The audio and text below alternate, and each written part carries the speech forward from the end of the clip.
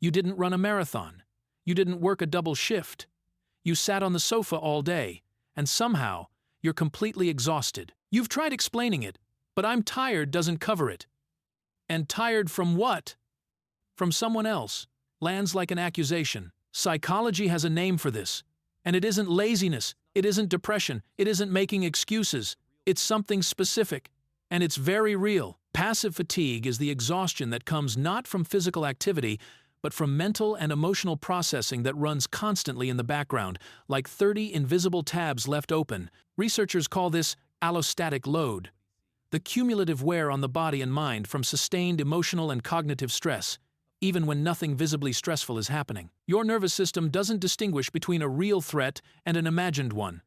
Worry uses the same energy as action. Hours of anxiety cost the same as hours of physical labor. First reason, hypervigilance. When your mind is always scanning for threat, even in safe environments, it never actually rests. The scan runs whether you ask it to or not. Second reason, emotional suppression. Pushing feelings down doesn't make them disappear. It makes them sit in the body, and holding them there costs energy around the clock. Third reason, decision fatigue. Every choice you make, even small ones, depletes the same cognitive resource. By afternoon, most people are running on fumes without knowing why. Fourth reason, unprocessed emotion.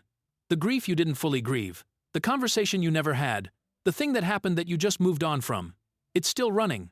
Still costing. Fifth reason, social performance. Putting on a version of yourself for other people being on costs more than most people admit, and some people are always on, even at home, even alone. Here's what passive fatigue actually feels like from the inside. You wake up already tired. Before the day has asked anything of you, it's already taken something. Rest doesn't fix it. Sleep doesn't fix it. A weekend of doing nothing doesn't fix it. Because the thing draining you isn't in your body. It's in what your mind won't stop doing. Small things feel enormous. A phone call you need to make sits on your mental list for 3 days. Not because you're lazy, because your reserves are genuinely empty. And the guilt that comes with it, "Why can't I just do this?"